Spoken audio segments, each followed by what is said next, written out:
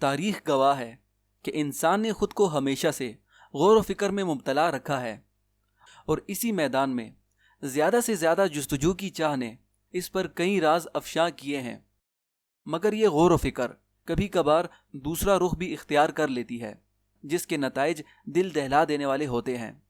آج کی اس ویڈیو میں بھی میں انسان کے ان تجربات کے بارے میں بات کروں گا جن کا مقصد انسان کو فائدہ پہنچانے کی بجائے ان کو نقصان پہنچانا تھا۔ یہ سب جاننے کے لیے دیکھتے ہیں یہ ویڈیو۔ السلام علیکم دوستوں، میں ہوں سراج جلیل، اور اگر ابھی تک آپ نے میرا چینل سبسکرائب نہیں کیا تو کائنڈلی میرا چینل سبسکرائب کر لیجئے اور بیل آئیکن کو پریس کیجئے تاکہ آپ کو آنے والی ہر ایک نئی ویڈیو کی نوٹیفیکیشن وقت پر ملتی رہے۔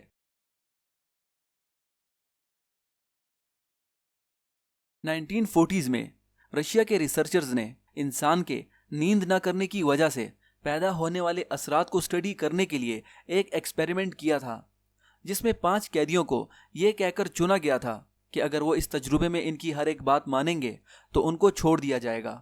لہٰذا ان 5 لوگوں نے بات مان لی، جس کے بعد ریسرچرز نے ان 5 لوگوں کو ایک کمرے میں اگلے 30 دنوں کے لیے بند کر دیا، اور کھانے پینے کی تمام اشیاء کمرے میں ہی رکھی گئی تھیں۔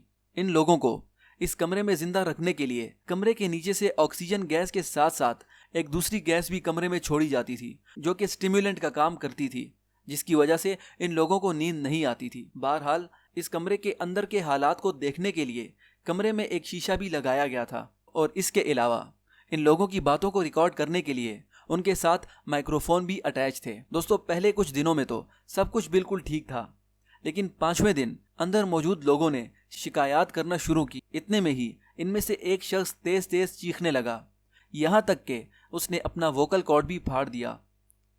اس کے بعد ایک شخص نے شیشے پر صفحے چپکانا شروع کیے تاکہ باہر سے کوئی بھی ان کو نہ دیکھ پائے۔ کچھ دن بعد ان کی آوازیں آنا بھی بند ہو گئیں، لہٰذا سائنٹسٹ نے کمرہ کھولنے کا ارادہ کیا۔ جب وہ کمرہ کھول کر اندر گئے تو اندر کے مناظر دل دہلا دینے والے تھے۔ دوستو، اندر ان لوگوں نے اپنے ہی جسم کے اعضاء کھا لیے تھے، جبکہ ایک شخص نے اپنے جسم کا گوشت اس قدر کھا لیا تھا کہ اس کے جسم کی ہڈیاں تک نظر آ رہی تھیں۔ دوستو، اس خوفناک منظر کے بعد ایک ریسرچر نے ان تمام پریزنرز کو ڈر کی وجہ سے گولی مار دی تھی، جس کے بعد اس نے خود بھی خودکشی کر لی تھی۔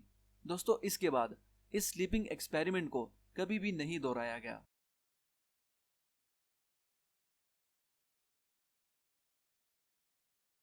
ایم کے الٹرا نامی اس خطرناک پروجیکٹ سے یقیناً بہت سے لوگ واقف نہیں ہوں گے۔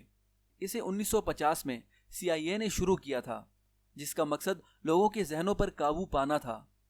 اور دوستو، یہ تجربے 1950 سے 1966 تک جاری رہے، جس میں لوگوں کے ذہنوں کو کنٹرول کرنے کے لیے انہیں ہیلوسینوجینکس جیسی خطرناک ڈرگز دی جاتی تھیں، جس میں انسان اصل زندگی میں دکھائی دینے والے پرسپیکٹیو کو کھونے لگتا ہے۔ اس کے علاوہ سینسری ڈپرائیویشن، یعنی لوگوں کے سینسز کو ختم کرنے کے لیے انہیں خاص قسم کے پانی والے ٹبز میں رکھا جاتا تھا۔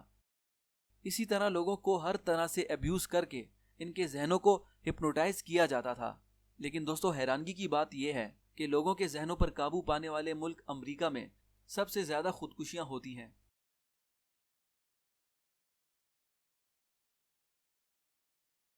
LHC یعنی لارج ہاڈرون کولائیڈر دنیا کی سب سے بڑی مشین ہے، جسے یورپ کے نیوکلیئر ریسرچ ادارے سرن نے 1998 سے لے کر 2008 تک 100 ممالک، 10,000 سائنٹسٹ اور سینکڑوں یونیورسٹیوں اور لیبارٹریوں کے تعاون سے بنایا تھا۔ دوستو، اس مشین کا سرکمفیرنس 27 کلومیٹر ہے، اور یہ مشین زمین کی 175 میٹر گہرائی میں رکھی گئی ہے۔ اس مشین کو سب ایٹامک پارٹیکلز کے ایڈوانس تجربوں کے لیے بنایا گیا تھا، لیکن بعد میں ہونے والے انکشافات سے یہ بات پتہ چلی تھی کہ اس مشین سے کافی شدت کا زلزلہ بھی پیدا کیا جا سکتا ہے، اور اس سے نکلنے والی ویو سے ایسٹرائڈز کو زمین کی جانب کھینچا جا سکتا ہے اور خاص ملک کی جانب ڈائریکٹ کیا جا سکتا ہے۔ دوستو، واقعی یورپ اپنے ممالک سے اس مشین کے ذریعے کافی خطرناک قسم کا بدلہ لے سکتے ہیں۔ یہ واقعی ایک خوفناک مشین ہے۔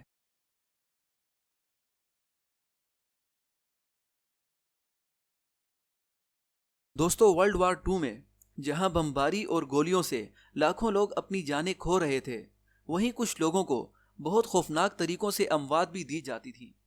ایسی اذیتناک اموات کے لیے خاص جگہیں بنائی گئی تھیں جنہیں کنسنٹریشن کیمپس کہا جاتا تھا، جہاں لوگوں کو مارنے کے لیے خاص کمرے اور ٹولز تیار کیے گئے تھے۔ اسی طرح ہٹلر کی پارٹی نازی کے ماہرین لوگوں پر دل دہلا دینے والے تجربے بھی کرتے تھے، جسے وہ ریسرچ کا نام دیتے تھے۔ انہی تجربوں میں ان لوگوں کو زندہ بڑے بڑے اوونز میں رکھا جاتا تھا، ان کے جسموں پر بڑے کٹس لگا کر اس کے اندر گھاس کو بھرا جاتا تھا، اور ان قیدیوں کو زہریلے گیسوں والے کمروں میں مرنے کے لیے چھوڑ دیا جاتا تھا۔ دوستو، نازی پارٹی کے ان لوگوں میں جوزف میگیل نامی ایک ڈاکٹر بھی تھا، جس نے اپنی ڈاکٹری کی ڈگری میرے خیال سے قصاب خانے سے حاصل کی تھی۔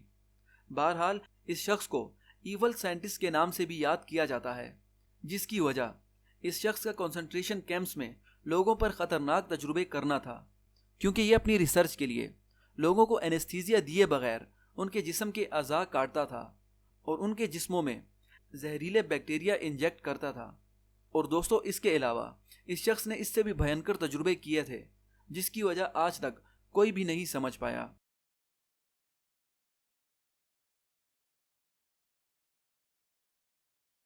دوستو، تاریخ میں جب بھی کوئی وبا پھیلی ہے، اس نے نہ تو رنگ و نسل، نہ ہی عہدہ اور نہ ہی قوم کو دیکھا ہے۔ اس کے راستے میں آنے والے ہر ایک شخص نے اپنی جان سے ہاتھ دھویا ہے۔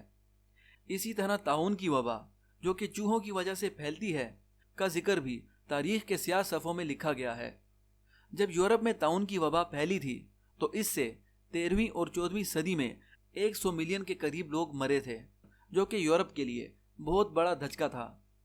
دوستو، اس کے بعد 1980 کے دور میں رشینز نے اس وبا پر ریسرچ کرنا شروع کی، لیکن اس ریسرچ کا مقصد انسانی خدمت بالکل نہیں تھا، بلکہ انسانی قتل تھا، کیونکہ رشیا کا بایولوجیکل وارفیئر ریسرچ پروگرام اس وبا کو دوسرے ملکوں کے خلاف بطور بایولوجیکل ویپن استعمال کرنے کے چکروں میں تھا۔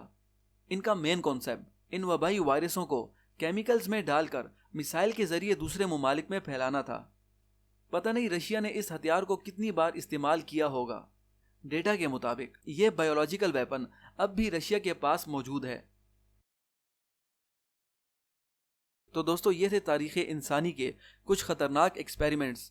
اگر آپ کو یہ ویڈیو اچھی لگی تو مجھے کامنٹ کر کے ضرور بتائیے گا، اور اس ویڈیو کو اپنے دوستوں کے ساتھ بھی شیئر کریے تاکہ وہ اس معلومات سے فائدہ اٹھا سکیں۔ تو ملتے ہیں آپ سے نئی ویڈیو میں نئی انفارمیشن کے ساتھ، تب تک کے لیے اپنا خیال رکھیے گا۔ اللہ حافظ۔